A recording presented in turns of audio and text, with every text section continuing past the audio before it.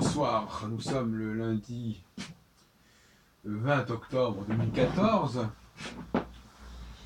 et je voudrais vous parler des cafés philo, toutes sortes de techniques qui sont proposées pour que les gens puissent communiquer entre eux. Je crois qu'il y a une expression qui s'appelle le Word Café, je sais pas. Je vous en parle parce que entre samedi et dimanche, j'ai assisté à plusieurs manifestations de ce type. L'un dans le cadre du troisième forum de l'évolution de la conscience, et l'autre à la Bastille, dans un des cafés philo qui ont lieu en fin d'après-midi, dans un des cafés proches de la Bastille. Et alors là, on est arrivé quand même à des sommets. Alors, pour commencer, je parlerai de témoignages que j'ai recueillis d'ailleurs, que vous pouvez retrouver sur YouTube, notamment une certaine Blandine, qui avait exprimé un enthousiasme extraordinaire par rapport à ce qu'avait proposé ce qu'on appelle là-bas, au Forum de l'évolution de la conscience, les ateliers évolutionnaires. Alors, elle disait que, elle me l'a dit d'ailleurs, elle m'a confirmé dans une interview qu'elle m'a accordée, elle disait que depuis la maternelle, elle n'avait jamais eu l'occasion de pouvoir parler à d'autres personnes librement, sans risquer d'être cassée, interrompue, etc. Et effectivement, la formule des cafés évolutionnaires, je les avais filmés d'ailleurs, vous pouvez retrouver la trace, non pas cette année, mais l'année précédente, en 2013, c'est de réunir 4 personnes autour d'une table, et puis on discute, et puis voilà, et puis on écrit des résultats de son travail. Et alors cette jeune femme,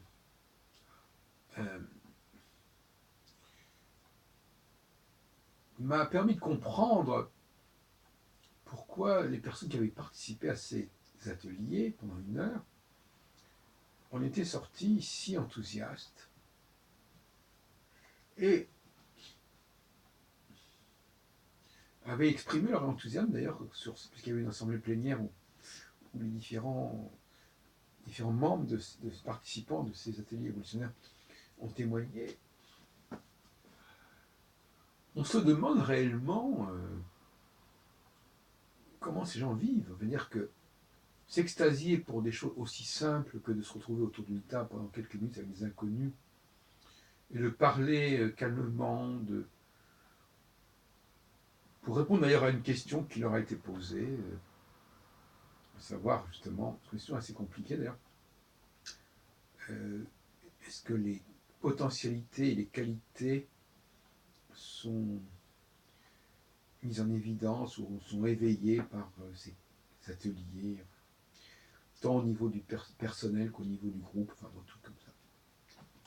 Et alors c'est une question d'ailleurs qui est assez étrange parce qu'elle a été posée dès le départ à des gens qui ne se connaissaient pas du tout, qu'elle a été posée à la fin de la matinée, ou de l'après-midi, parce que c'est chez nous cette année, en tout début d'après-midi. Pourquoi pas? Mais alors en tout début d'atelier, alors là on ne voit pas très bien. Et alors moi je me suis demandé vraiment si les personnes qui venaient à ce forum n'avaient pas des problèmes assez graves sur le plan psychologique, sur le plan relationnel.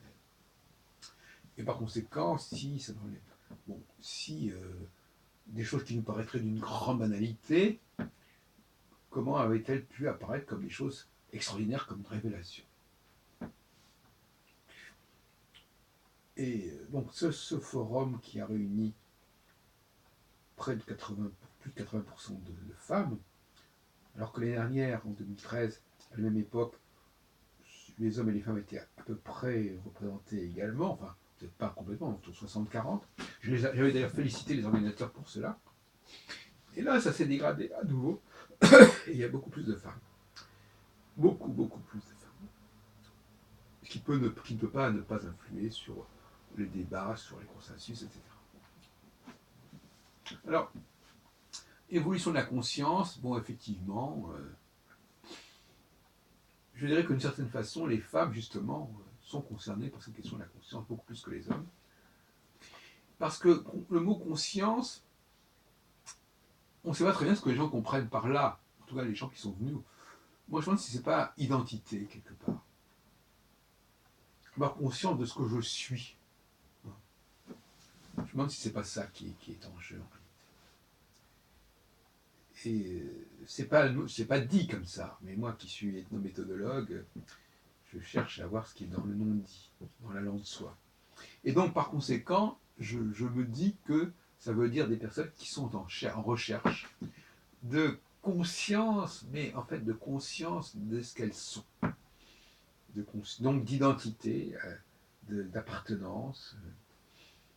Et je crois que c'est ça. Alors effectivement, les femmes sont en crise de conscience, crise d'identité, un peu schizophrénie d'ailleurs, parce que effectivement, on leur dit qu'elles peuvent faire ceci, cela, ou, on les pousse, on leur dit qu'il n'y a pas de raison que demain elles ne deviennent pas des êtres exceptionnels, en tout cas que n'émergent des gens remarquables, des vrais génies des rangs des femmes, comme c'est pour les hommes.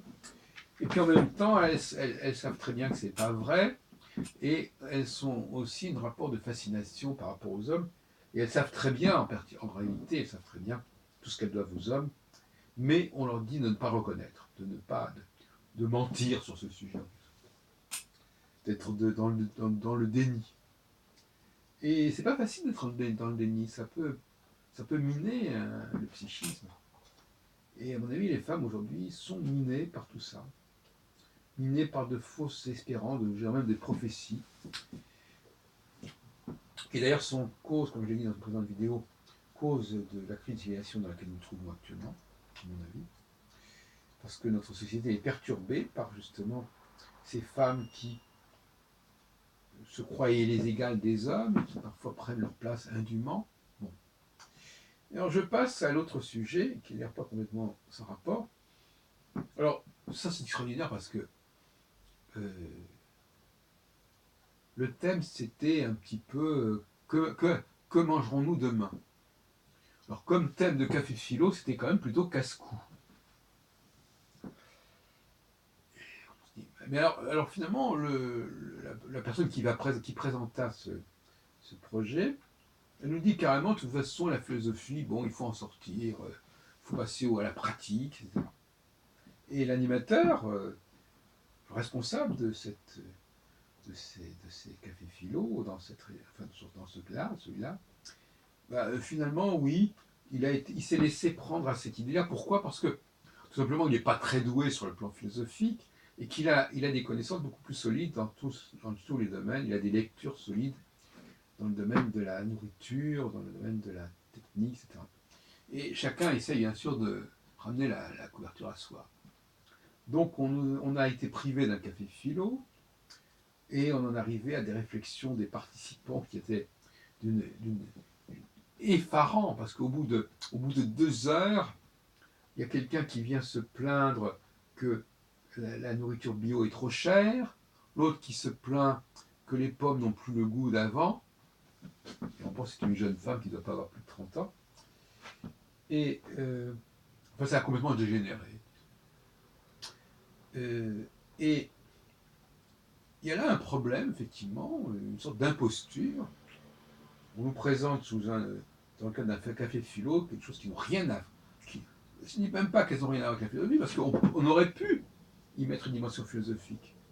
Mais là, on est tombé dans des réflexions, ah oui, on ne mange plus comme avant, ou bien la crise de l'énergie, etc., qui sont intéressantes, mais qui n'ont pas du tout été, il n'y a pas eu le débat n'a pas été élevé. Moi, j'ai pris la parole, j'en ai d'ailleurs parlé dans une précédente vidéo, j'ai dit que nous sommes dans une crise, dans une utopie. Voilà. Nous sommes les cobayes d'une utopie technologico-sociale, et que finalement, il faut changer d'utopie. Voilà. Il faut changer de modèle de société. On a joué aux apprentis sorciers, on a joué avec la technologie, la technologie est garante d'une certaine forme d'uniformité et d'égalité. En réalité, finalement, la notion d'égalité, je dirais ça pour terminer, ne se conçoit pas sans un arrière-plan technologique. On le sait, à l'usine, les femmes ont trouvé, d'ailleurs c'est souvent à l'usine que les femmes ont trouvé leur affirmation, leur identitaire d'égalité, parce que justement, à l'usine, et notamment dans une usine qui fonctionne selon des processus tayloriens de la division du travail, eh bien évidemment, il y a un nivellement par le bas entre les hommes et les femmes. Comme il y en avait eu d'ailleurs à Détroit, à la fin du 19e siècle, entre les blancs et les noirs. Enfin, tout cela pour dire que on a des abus au niveau, on a des abus et on a des aberrations au niveau de toutes ces activités qui se réfèrent au World Café, au Café Philo, alors que ce sont des formes dégénérées.